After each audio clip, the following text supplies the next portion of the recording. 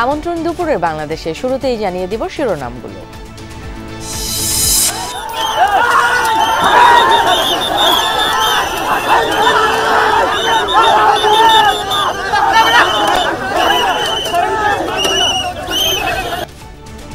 নতুন বাজার এলাকায় ইউনাইটেড ইউনিভার্সিটির শিক্ষার্থীদের অনির্দিষ্টকালের অবরোধের ঘোষণা, দাবি পূরণ না হলে কাল ঢাকা ব্লকেট।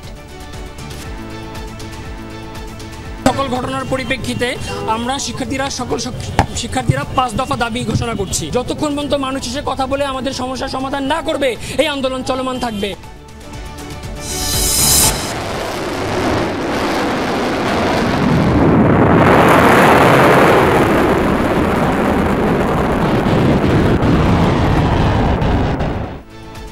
ইরান ইসরায়েল পাল্টাপাল্টি হামলা গড়ালো নবম দিনে, যতদিন দরকার ততদিন চলবে অভিযান, হুমকি নেতানিয়াহুর। নিবন্ধনের জন্য আগামীকাল আবেদন জমা দিবে এনসিপি। 6 ধরনের দলীয় প্রতীকের সম্ভাবনা, সরকারের সহযোগিতা ছাড়া নির্বাচন সম্ভব নয় মন্তব্য সিসি। সরকার ছাড়া নির্বাচন করা সম্ভব, কারণ সরকারের সহযোগিতা নিয়েই তো আমাকে নির্বাচনটা করতে হবে। সংবিধানের 70 অনুচ্ছেদ ছাড়া জাতীয় ঐকমত্য কমিশনের আলোচনায় নেই অগ্রগতি। এনসিসি গঠন সহ অধিকাংশ বিষয়ে আলোচনার টেবিলে সমান দৃষ্টিতেই দেখতে হবে। আস্থা ভোটের দুটো বিষয় ছাড়া বাকি প্রশ্নে পার্লামেন্ট মেম্বাররা স্বাধীনভাবে তাদের মতামত তারা ব্যক্ত করতে পারবেন। সুইস ব্যাংকে বাংলাদেশিদের আমানত বৃদ্ধি অবৈধ উপার্জনের ফল, বলছেন অর্থনীতিবিদরা। চুক্তির মাধ্যমে সুযোগ আছে পাচারকৃত অর্থ ফিরিয়ে আনার। ছাত্র গণ আন্দোলন শুরু হয় তখন অনেকেই টাকা পাচার করেছেন এবং দ্রুততার সাথে পাচার করতে হয়েছে। সেইটা রিয়েল এস্টেট কিনে পাচার করাটা তখন সম্ভব হয়নি, তখন এটাকে ক্যাশ ট্রান্সফার করতে হয়েছে এবং সুইস ব্যাংকে গেছে।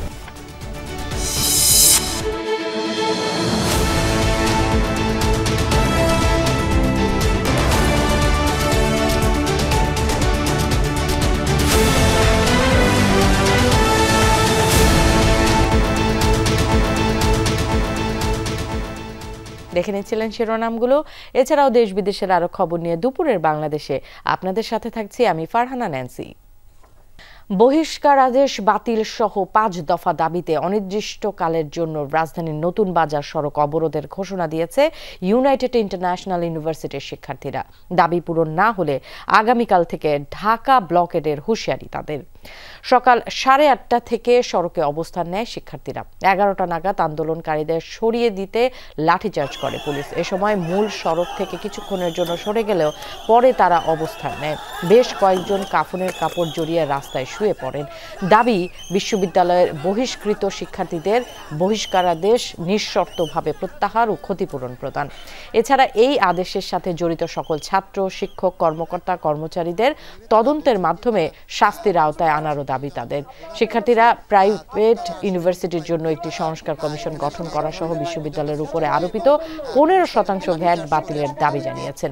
এদিকে রাস্তা অবরোধ করায় সৃষ্টি হয় দীর্ঘ যানজটের। ভোগান্তিতে পড়েছেন জনসাধারণ। নতুন বাজার ব্লকের আয়োজন করছি এবং সারা বাংলাদেশের প্রাইভেট ইউনিভার্সিটি সবাই রাস্তায় নেমে আসবে, সারা বাংলাদেশ যারা আছে, এবং এটা কর্মসূচি ঘোষণা করা হচ্ছে। প্রধান উপদেষ্টার দপ্তর এবং শিক্ষা মন্ত্রণালয় থেকে যতক্ষণ পর্যন্ত মানুষ এসে কথা বলে আমাদের সমস্যার সমাধান না করবে, এই আন্দোলন চলমান থাকবে। এখান থেকে অলরেডি আপনার জ্যাম খিলক্ষেত পর্যন্ত চলে গেছে। এটা ছাড়া এয়ারপোর্ট যাবে, মানুষ ভোগান্তির শিকার হবে। এটা তো একজনের জন্য, মানে কোটি কয়েক মানুষের জন্য এতগুলো মানুষের হয়রানি হচ্ছে। ব্লকেট না করে সরকারের সাথে আলোচনা করে যদি সমাধান করা হয় তাহলে মনে হয় এটা সবচেয়ে বেটার হয়।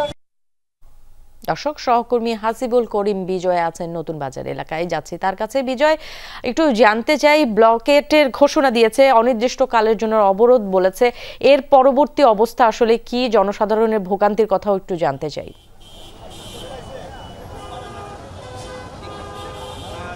ন্যান্সি, শুরুতে যদি বলতে যাই জনসাধারণের যে ভোগান্তি সেটি কিন্তু আসলে বলার বাইরে। জনসাধারণের ভোগান্তি কিন্তু বেশ।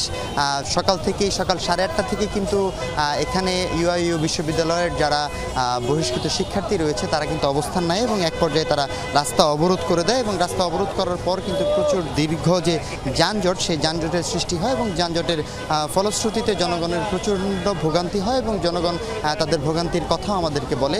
তবে একটু জানিয়ে রাখতে চাই যে এক পর্যায়ে ইউনিভার্সিটির যে প্রক্টোরিয়াল টিম তারা শিক্ষার্থীদের সাথে কথা বলতে আসে, সমঝোতা করতে আসে, কিন্তু সেখানে সমঝোতা না হলে এক পর্যায়ে পুলিশ লাঠিচার্জ করে এবং লাঠিচার্জের ফলে বেশ কিছু শিক্ষার্থী কিন্তু আহত হয়, 2 জন নারী শিক্ষার্থীও আহত হয়, সাথে তাদেরকে 2-1 জনকে আসলে হাসপাতালেও নিয়ে যাওয়া হয় এবং পরবর্তীতে মাঝখানে কিছু সময় 10 মিনিট যদি বলি যে 10 মিনিট যদি কিছুটা যান চলাচল স্বাভাবিক হলো, এরপরে কিন্তু আবার শিক্ষার্থীরা ক্ষুব্ধ হয়ে আবার রাস্তা অবরোধ করে এবং 12টা নাগাদ আমাদেরকে শিক্ষার্থীরা একটি প্রেস ব্রিফিং করে। সেখানে তারা জানায় যে তারা অনির্দিষ্টকালের জন্য আজকে এই যে নতুন বাজার মোড়, এই নতুন বাজার ব্লকেট কর্মসূচি তারা দেয় এবং তারা আমাদেরকে জানিয়েছে যে তাদের দাবি যদি না মেনে নেওয়া হয় তাহলে অনির্দিষ্টকালের জন্য তারা আগামীকাল থেকে পুরো ঢাকা শহর ব্লকেট কর্মসূচি দেওয়ারও হুঁশিয়ারি তারা আসলে দিয়েছে। তো তাদের যে দাবি, যাদেরকে বহিষ্কার করা হয়েছে তাদেরকে পুনরায় এবং নিঃশর্তভাবে তাদেরকে বিশ্ববিদ্যালয়ে ফিরিয়ে নিয়ে যাওয়া হোক এবং পাশাপাশি এই বহিষ্কারের সাথে যারা জড়িত শিক্ষার্থী, কর্মচারী, শিক্ষক যারাই আছেন তাদের সবাইকে তদন্তের মাধ্যমে তাদের বিচারের আওতায় আনতে হবে এবং এছাড়াও বিভিন্ন যৌক্তিক দাবি, তাদের ভাষ্যমতে তাদের বিভিন্ন ধরনের দাবি তারা আসলে তুলে ধরে এবং পরবর্তীতে তারা আবার বলেন যে 5 দফা দাবির বাইরেও তাদের এখন নতুন একটি দাবি যোগ হয়েছে যে শিক্ষার্থীদের উপর কেন পুলিশ লাঠিচার্জ করলো এবং যারা আসলে লাঠিচার্জ করেছে, যে সকল পুলিশের সাথে জড়িত তাদেরকে সবাইকে আসলে তদন্ত করে আইনের আওতায় আনতে হবে এবং শিক্ষার্থীদের উপর এই ধরনের হামলা তারা আসলে তাদের কাছে আসলে কাঙ্ক্ষিত নয় এবং তারা বলছেন যে যতক্ষণ পর্যন্ত না দাবি আদায় হবে ততক্ষণ তারা এই অবস্থান কর্মসূচি করবে এবং রাস্তা পুরোটা ব্লকেট করে আসলে রাখবে। ন্যান্সি। বিজয়, আপনাকে ধন্যবাদ। ইসরায়েলি ভূখণ্ড লক্ষ্য করে আবারও ব্যাপক ক্ষেপণাস্ত্র হামলা চালিয়েছে ইরান। বিপ্লবী গার্ড বাহিনীর প্রকাশিত ভিডিওতে দেখা যায় অজ্ঞাত স্থান থেকে বিভিন্ন পাল্লার অন্তত 10টি মিসাইল ছুড়েছে ইরান। এদিকে সংঘাতের 9ম দিনে তেহরান সহ ইরানের বিভিন্ন স্থানে হামলা অব্যাহত রেখেছে ইসরায়েলি সামরিক বাহিনী। বেসামরিক এলাকার পাশাপাশি IRGCর বিভিন্ন মিসাইল লঞ্চিং প্যাড লক্ষ্য করে চালানো হয় বিভিন্ন বিমান হামলা। নেতানিয়াহুর হুঁশিয়ারি, যতদিন প্রয়োজন ইরানে ততদিন হামলা চালানো হবে। ইসরায়েলি ভূখণ্ড লক্ষ্য করে ছুটে চলেছে একের পর এক ইরানি ক্ষেপণাস্ত্র। শনিবার এই ভিডিও প্রকাশ করে ইরানের বিপ্লবী গার্ড বাহিনী IRGC, যাতে দেখা যায় ইসরায়েলি ভূখণ্ড লক্ষ্য করে বিভিন্ন পাল্লার ক্ষেপণাস্ত্র ছোড়া হচ্ছে, যার মধ্যে রয়েছে ব্যালিস্টিক এবং ক্রুজ মিসাইল। ইসরায়েলের রাজধানী তেল আবিব, বন্দরনগরী হাইফা সহ কৌশলগত বিভিন্ন গুরুত্বপূর্ণ শহরই ছিল অভিযানের মূল টার্গেট। হামলার পর হতাহতদের নিয়ে ছোটাছুটি চলে ইসরায়েলের বিভিন্ন হাসপাতালে। ইরানের অভিযানের পাল্টা জবাব দিচ্ছে ইসরায়েলও। এরই মধ্যে শুক্রবার রাতে সবচেয়ে বেশি ক্ষয়ক্ষতি হয় কোম শহরে। ইসরায়েলি হামলায় বিস্ফোরণের পর আগুন ধরে যায় একাধিক বহুতল ভবনে। হামলা হয় মিসাইল স্টোরেজ এবং লঞ্চিং সাইটেও। আকাশ প্রতিরক্ষা ব্যবস্থা ব্যবহার করে বেশ কিছু ইসরায়েলি ক্ষেপণাস্ত্র ধ্বংসের দাবি করে তেহরান।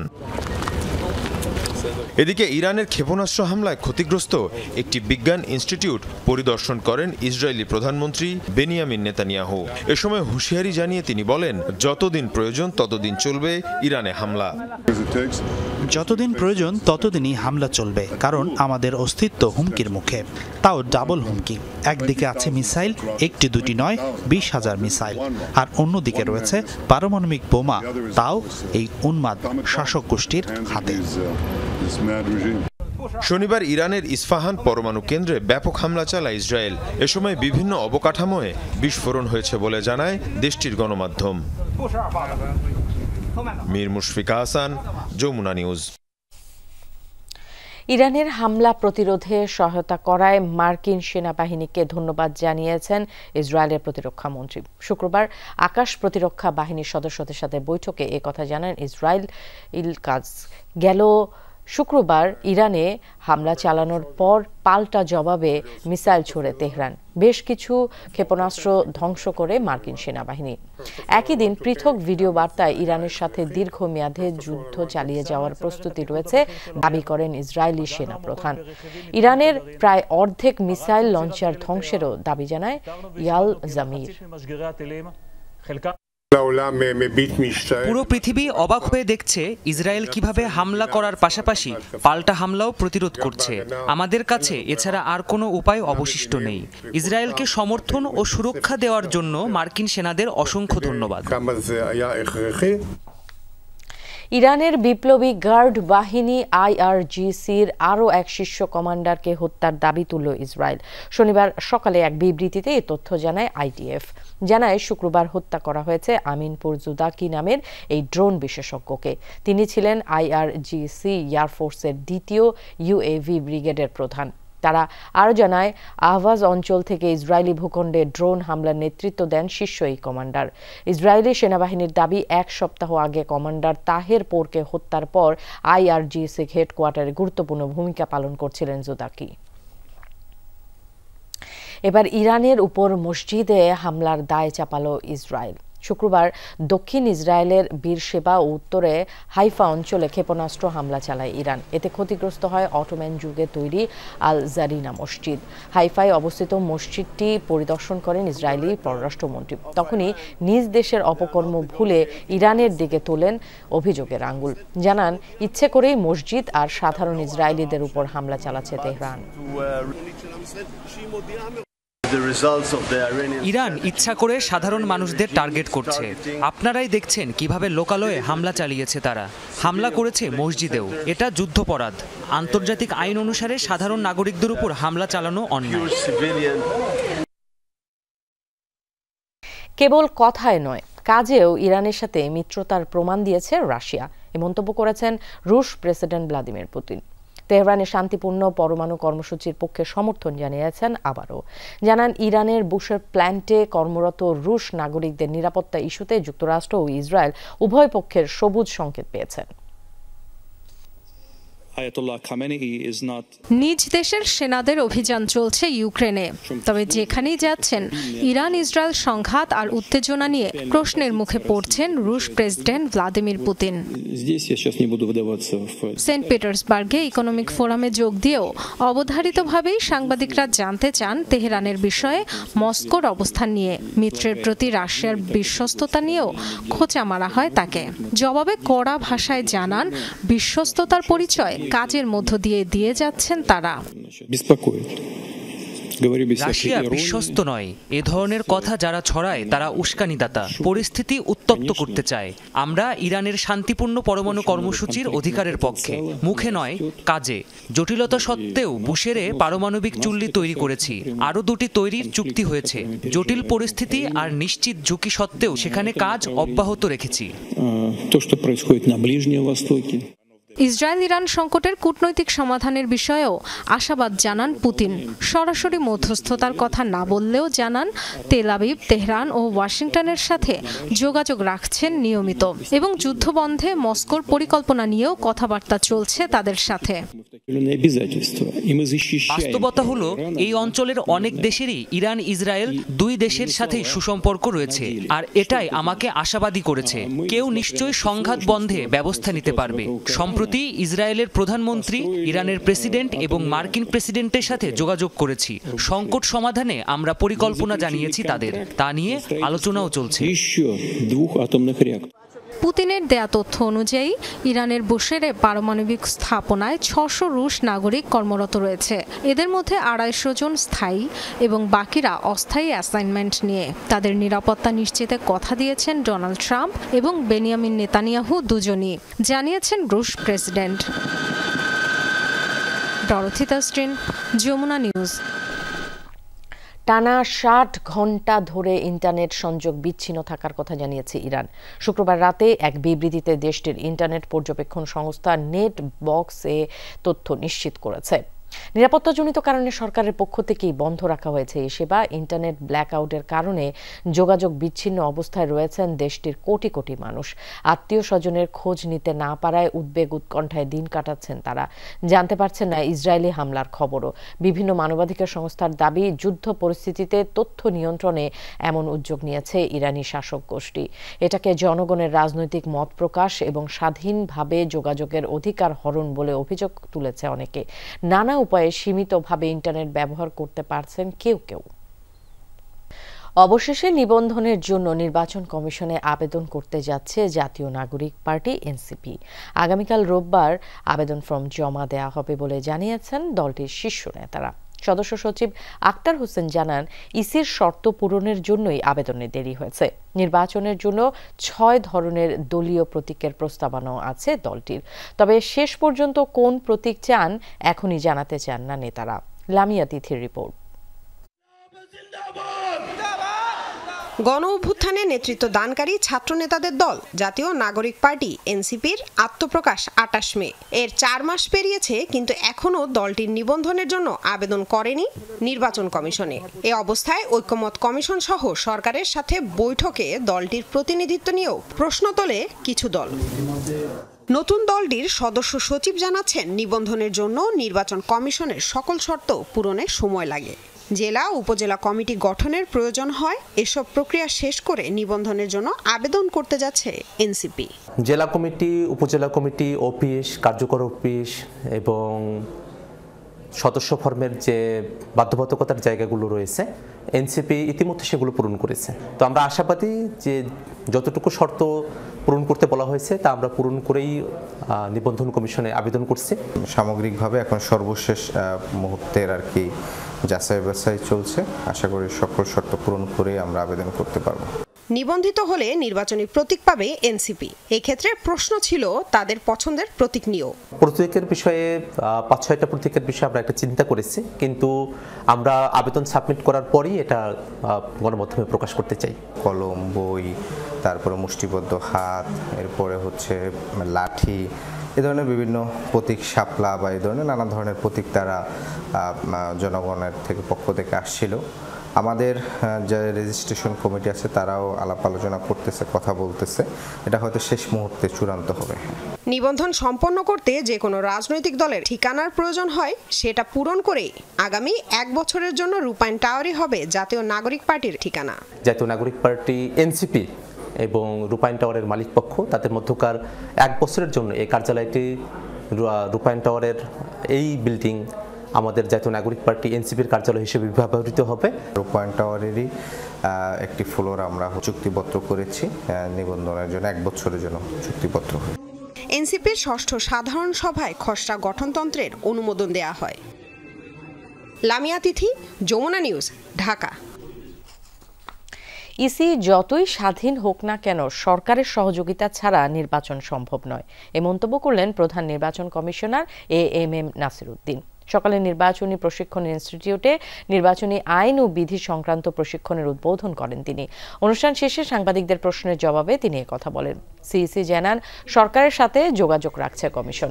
নির্বাচন করতে হলে সরকারের মুখ্য ভূমিকা প্রয়োজন। নির্বাচনের কাজ এগিয়ে নেওয়ার জন্য কমিশনেরও কর্মপরিকল্পনা আছে। প্রয়োজনে সেই কর্মপরিকল্পনা পরিবর্তন আনা হবে বলে জানান তিনি। একটা ইলেকশন করতে গেলে যতই আপনি স্বাধীন বলেন না কেন ইসিকে, সরকার ছাড়া নির্বাচন করা সম্ভব, কারণ সরকারের সহযোগিতা নিয়েই তো আমাকে নির্বাচনটা করতে হবে। আমাকে আইনশৃঙ্খলা বাহিনীর সাহায্য নিতে হবে, সরকারি অফিসারদের সাহায্য নিতে হবে, প্রশাসনের সহযোগিতা নিতে হবে। সুতরাং সরকার এখানে মুখ্য একটা ভূমিকা রাখবে তো ইলেকশনের মধ্যে। এটা ছাড়া তো সম্ভব না।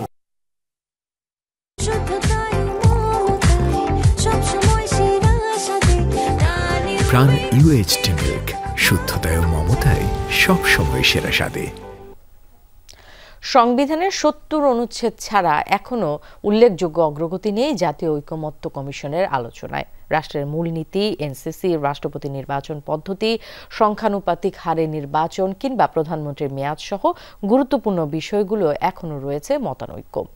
এখনই আশা ছাড়ছেন না বিশ্লেষক ও রাজনীতিবিদরা, বরং বোঝাপড়ার মধ্য দিয়ে সিদ্ধান্তে পৌঁছানোর মানসিকতাকে ইতিবাচকভাবে দেখছেন তারা। জোর দিচ্ছেন কমিশনের আলোচনায় রাজনৈতিক দলগুলোর আচরণবিধি নির্ধারণে। সাইফুদ্দিন রবিনের রিপোর্ট। দ্বিতীয় দফায় চলছে জাতীয় ঐকমত্য কমিশনের আলোচনা। সংস্কার কমিশনের অনেকগুলো সুপারিশে জামায়াত ইসলামী ও এনসিপির অবস্থান অভিন্ন থাকলেও বিএনপির আছে মতভিন্নতা। অন্যান্য দলগুলো নিজস্ব মতামত উপস্থাপন করছে। টানা 3 দিনের আলোচনায় কেবল 70 অনুচ্ছেদে ঐকমত্যে পৌঁছেছে সবগুলো দল। মামলার ইস্যু চলমান আলোচনার মধ্যে আর কোনো বিষয়ে সিদ্ধান্তে না পৌঁছাতে পারলেও রাজনীতি বিশ্লেষক ও দলগুলো এই অগ্রগতিকেই ইতিবাচকভাবে দেখছেন। যদি ৭০ অনুচ্ছেদ নিয়ে যা বলা হয়েছে এটুকু যদি হয়ে থাকে তাহলে তো আমি মনে করি যে না, ভালোই হয়েছে। বাংলাদেশের রাজনীতিতে তো এগুলো হয় না, আর বাকিগুলো হয়নি। হওয়াটা এত সহজ না, এটা তো সময় সাপেক্ষ ব্যাপার, আলাপ আলোচনার ব্যাপার। অর্থ বিল এবং আস্থা ভোটের দুটো বিষয় ছাড়া বাকি প্রশ্নে পার্লামেন্ট মেম্বাররা স্বাধীনভাবে তাদের মতামত তারা ব্যক্ত করতে পারবেন। দলের নির্বাচনী ইশতেহারে আরও দুটো জিনিস কেউ কেউ যুক্ত করতে চান। একটা হচ্ছে সংবিধান সংশোধন এবং জাতীয় নিরাপত্তার ইস্যু।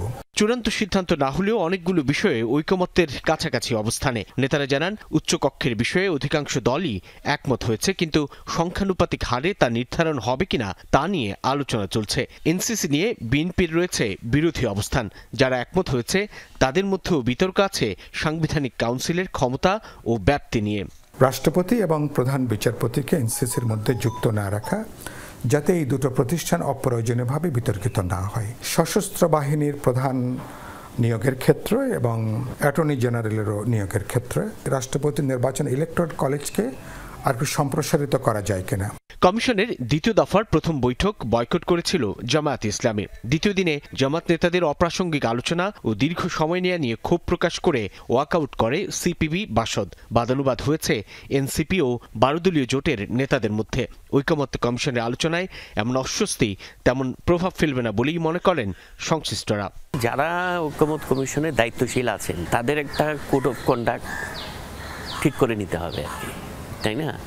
তাদেরকে বুঝতে হবে যে সংখ্যায় হয়তো দলে দলে পার্থক্য আছে, কিন্তু সবাইকে আপনি আলোচনার টেবিলে সমান দৃষ্টিতেই দেখতে হবে। ঐকমত্য কমিশনের বিরুদ্ধে একটা অভিযোগ এসছে, তারা এজেন্ডার বাইরে যে কাউকে এরকম পলিটিক্যাল স্টেটমেন্ট দেবার যেটা বিষয়ের সাথে সম্পর্কিত না, এই সুযোগ ঐকমত্য কমিশন দিচ্ছে কেন? ইত্যাকার কিছু কিছু প্রশ্ন আছে, তবে এই টানাপোড়েন পুরো ঐকমত্য কমিশনের কাজকে ভণ্ডুল করে দেবে এটা আমি মনে করছি না। যেসব বিষয়ে কমিশনের সুপারিশের সঙ্গে রাজনৈতিক দলগুলোর ঐকমত্য হবে না তা পরবর্তী সরকারের হাতে ছেড়ে দেওয়ার আহ্বান জানান রাজনৈতিক দল ও বিশ্লেষকরা। পরবর্তী যে সরকার ক্ষমতায় আসবে আপনি তাদের ঘাড়ে চাপিয়ে দেন। সাইফুদ্দিন রবিন, যমুনা নিউজ, ঢাকা। সামরিক ও নৌ নিরাপত্তা নিশ্চিতের পাশাপাশি সমুদ্র বন্দরের উন্নয়ন এবং উপকূলীয় দুর্যোগ ব্যবস্থাপনায় আরও সক্রিয় ভূমিকা পালন করবে হাইড্রোগ্রাফি বিভাগ। সকালে বিশ্ব হাইড্রোগ্রাফি দিবস উপলক্ষে নৌবাহিনী ব্যবস্থাপনায় আয়োজিত হয় এক সেমিনার। সেই অনুষ্ঠানে এসব কথা বলেন নৌ পরিবহন উপদেষ্টা অবসরপ্রাপ্ত ব্রিগেডিয়ার জেনারেল সাখাওয়াত হোসেন। বলেন সমুদ্র সম্পদকে আরও কার্যকরভাবে ব্যবহারে হালনাগাদ এবং নির্ভুল হাইড্রোগ্রাফিক তথ্যের কোনো বিকল্প নেই। সেমিনারে সমুদ্র ব্যবস্থাপনা এবং ব্লু ইকোনমির নিমিত্তে পরিকল্পনা প্রণয়ন সহ নানা বিষয়ে প্রবন্ধ উপস্থাপন করা হয়।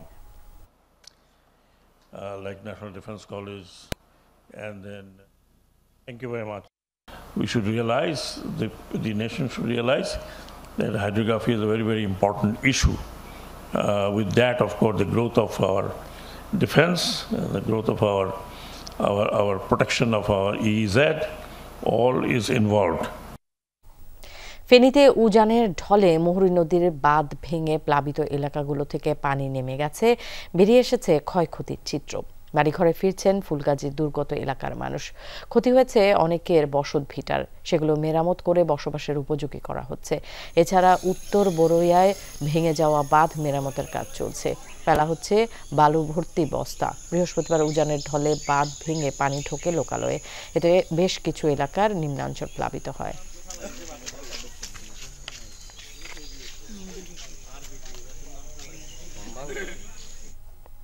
এ বিষয়ে আরো জানাতে ফেনী থেকে যুক্ত হচ্ছেন সহকর্মী আরিফুর রহমান আরিফ। আরিফ, দুর্গত এলাকায় ক্ষয়ক্ষতির কি অবস্থা আপনি দেখছেন একটু জানাবেন, আর বাঁধ মেরামতের বিষয়ে কি বলছে পানি উন্নয়ন বোর্ড? ন্যান্সি, ভারতের উজান থেকে নেমে আসা পাহাড়ি ঢলের পানি নামলেও এখানকার মধ্যে থেকে এখনো আতঙ্ক কাটেনি।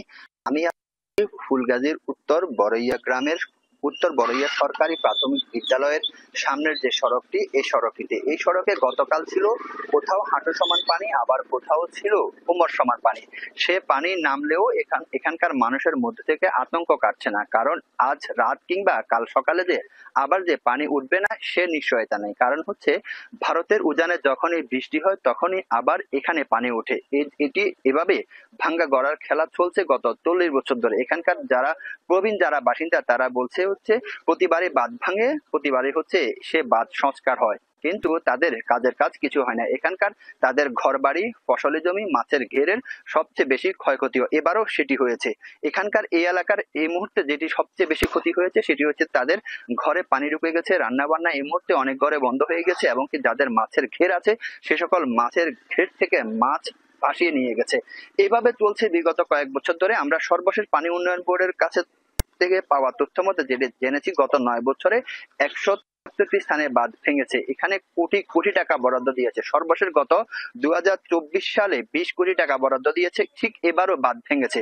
বাঁধ ভাঙ্গায় এভাবে চলছে এখানকার মানুষদের যারা বসবাস করছে তাদের ভাগ্য। এখন যেখানে বাঁধ ভেঙেছে উত্তর বড়ইয়ার যে এলাকা, সেখানে হচ্ছে এখন বাঁধ সংস্কারের কাজ চলছে। সেখানে চারপাশে বালু ফেলা হচ্ছে। আজ সন্ধ্যা নাগাদ হয়তোবা সেখানে হাঁটা চলার উপযোগী করতে পারবে বলে তারা জানিয়েছেন। এখানকার বাসিন্দারা এখন যেটি বলছে যে এবার নতুন করে যে প্রজেক্টটি নেওয়া হয়েছে 7,340 কোটি টাকার, সে 7,340 কোটি টাকার যে প্রকল্পটি, এটি যদি যথাযথভাবে যদি কাজটি যদি করা হয় তাহলে তাদের এই যে ভাঙ্গা গড়ার খেলা থেকে তারা রক্ষা পাবে। নেন্সি। আরিফ, আপনাকে ধন্যবাদ। নওগাঁয় প্রশ্নপত্রের ট্রাঙ্ক খোলার ঘটনায় রাজশাহী শিক্ষা বোর্ডের অধীনে এইচএসসি পরীক্ষার ইতিহাস দ্বিতীয় পত্রের প্রশ্নপত্র বাতিল করা হয়েছে। সকালে এই ঘোষণা দেয় রাজশাহী শিক্ষা বোর্ড কর্তৃপক্ষ। তারা জানায় আগামী 19 জুলাই ইতিহাস দ্বিতীয় পত্রের পরীক্ষাটি বিভাগের 8 জেলায় বিকল্প প্রশ্নপত্রে নেওয়া হবে।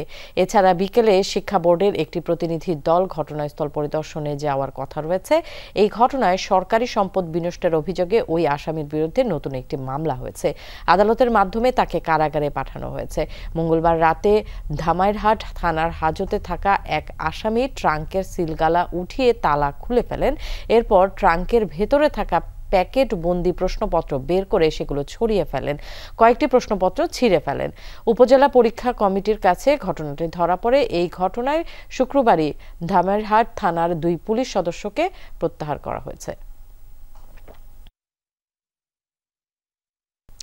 1 বছরের ব্যবধানে সুইস ব্যাংকে বাংলাদেশিদের আমানত বেড়েছে 33 গুণ।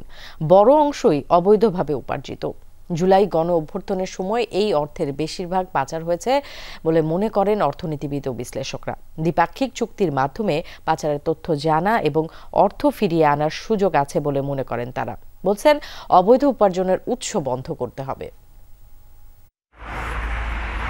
অবৈধ উপার্জন গচ্ছিত রাখার নিরাপদ স্থান হিসেবে পরিচিত সুইজারল্যান্ড। দেশটির ব্যাংকগুলো আমানতকারীদের তথ্য গোপন রাখার নিশ্চয়তা দিয়ে থাকে, যে কারণে সুইস ব্যাংকে পৃথিবীর অন্য দেশের ন্যায় বাংলাদেশিরাও টাকা জমা করে থাকে। সুইস ন্যাশনাল ব্যাংক প্রকাশিত সবশেষ তথ্য অনুযায়ী 2024 সালে বাংলাদেশিদের জমানো অর্থের পরিমাণ 58 কোটি 95 লাখ সুইস ফ্রা, টাকার অঙ্কে যার পরিমাণ 8,500 কোটির উপরে। 1 বছর আগেও এর পরিমাণ ছিল মাত্র 264 কোটি টাকা। অর্থনীতিবিদরা বলছেন ছাত্র জনতার গণ আন্দোলনের সময় অনেকে অর্থ পাচার করে জমা করেছে সুইস ব্যাংকে, যে কারণে হঠাৎ বেড়েছে আমানতের পরিমাণ। বছরে এমনি কিছু টাকা পয়সা ট্রান্সফার হয়।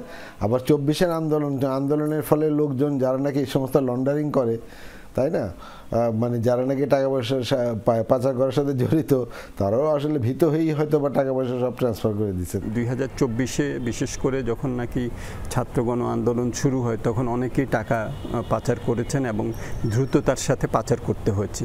সেইটা রিয়েল এস্টেট কিনে পাচার করাটা তখন সম্ভব হয়নি, তখন এটাকে ক্যাশ ট্রান্সফার করতে হয়েছে এবং সুইস ব্যাংকে গেছে। পাচার করা অর্থ উদ্ধারে সুইজারল্যান্ডের সাথে দ্বিপাক্ষিক চুক্তির পরামর্শ বিশ্লেষকদের। এর মাধ্যমে পাচারকারীদের সম্পর্কেও তথ্য জানা সম্ভব বলেও মনে করেন তারা।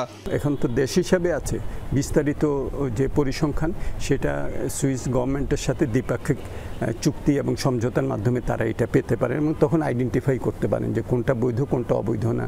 আর একটা বড় অংশই অবৈধ অর্থ পাচারের সাথে জড়িত, আমাদেরকে সে ধরনের পদক্ষেপে যেতে হবে। তাদের সাথে আমাদের চুক্তি থাকে যে ব্যাংকিং ইনফরমেশনগুলো ওরা ডিসক্লোজ করবে, তাই না? তাহলে তো এটা শুধু সরকার খালি ইনফরমেশনগুলো পাবে তা না, এগুলোকে বৈধ পথে গেল না অবৈধ পথে গেল সেটাও বের করতে পারে। দুর্নীতি, ব্যাংক লুটপাট এবং অবৈধভাবে উপার্জিত অর্থ ছাড়াও আমদানি রপ্তানি বাণিজ্যের আড়ালেও অর্থ পাচার হয়ে থাকে। তাই পাচার ঠেকাতে এসব উৎস বন্ধে মনোযোগ দেওয়ার পরামর্শ বিশ্লেষকদের। এই উৎসকে আমাদের বন্ধ করতে হবে। সুতরাং সুশাসন, জবাবদিহিতা, স্পষ্টতা যদি আমরা একটা প্রাতিষ্ঠানিক রূপ দিতে পারি, যেটা এখন আমরা চেষ্টা করছি, তাহলে এটা বন্ধ হবে। কিন্তু পুরনো যেটা নেওয়া হয়েছে সেটাও আনার ব্যবস্থা করতে হবে। অর্থ পাচার কমিয়ে আনতে নিয়ন্ত্রক সংস্থার মধ্যেও সমন্বয় থাকা জরুরি বলেও মনে করেন অর্থনীতিবিদ এবং বিশ্লেষকরা। ইনফরমেশনগুলো আদান প্রদানের সুযোগ আছে। আলমগীর হোসেন। অ্যাস্টন ভিলা ছেড়ে ম্যানচেস্টার ইউনাইটেডে যোগ দিতে যাচ্ছেন আর্জেন্টাইন গোলরক্ষক এমিলিয়ানো মার্টিনেজ। সবকিছু ঠিক থাকলে এই বিশ্বকাপ জয়ীকে পেতে 40 মিলিয়ন পাউন্ড ট্রান্সফার ফি দিতে হবে রেড ডেভিলদের। আরও বড় চ্যালেঞ্জের জন্য অ্যাস্টন ভিলা ছাড়তে চান মার্টিনেজ। আর ম্যানচেস্টার ইউনাইটেডও আছে নতুন গোলরক্ষকের খোঁজে। 2-2 4 মিলতে যাচ্ছে। মার্টিনেজও নতুন ক্লাব হিসেবে বেছে নিতে চান রেড ডেভিলদের। আর ম্যান ইউ কোচ রুবেন আমোরিমও নাকি সম্মতি দিয়েছেন এমিকে দলে নিতে। গোলপোস্টের নিচে এই গোলরক্ষকের দক্ষতার পাশাপাশি দলকে নিয়ে মার্টিনেজের লড়াই করার মানসিকতা মুগ্ধ করেছে আমোরিমকেও। ইউরোপের আরও একাধিক ক্লাব মার্টিনেজকে পেতে চাইলেও এই আর্জেন্টাইনের প্রথম পছন্দ ম্যান ইউ। আনুষ্ঠানিকভাবে জার্মান প্লে মেকার ফ্লোরিয়ান ভিরোসকে দলে নিল লিভারপুল। 22 বছর বয়সী এই জার্মানকে পেতে বায়ার লেভারকুসেনকে 100 মিলিয়ন পাউন্ড দিয়েছে অলরেডরা। তবে বোনাস সহ সর্বমোট 116 মিলিয়ন পাউন্ড খরচ হতে পারে লিভারপুলের, যা ইংলিশ ফুটবল ট্রান্সফারের নতুন রেকর্ড। গত 2 মৌসুম থেকেই দারুণ পারফর্ম করছিলেন ভিরোস। গেল মৌসুমে আক্রমণাত্মক এই মিডফিল্ডার করেছেন 16 গোল, করেছে 15টি। 5 বছরের চুক্তিতে লিভারপুলে যোগ দিলেন এই জার্মান। তরুণ এই মিডফিল্ডার জার্মানির হয়ে খেলেছেন 31 ম্যাচ। লিভারপুলের পাশাপাশি ভিরোসকে পেতে মরিয়া ম্যান সিটি ও বায়ার্ন মিউনিকও। দুপুরের বাংলাদেশের প্রথম ঘন্টা থেকে বিদায় নিচ্ছি আমি। পরের ঘন্টার খবর নিয়ে ফিরবেন সহকর্মী ছোয়া খন্দকার। আমাদের সাথেই থাকুন।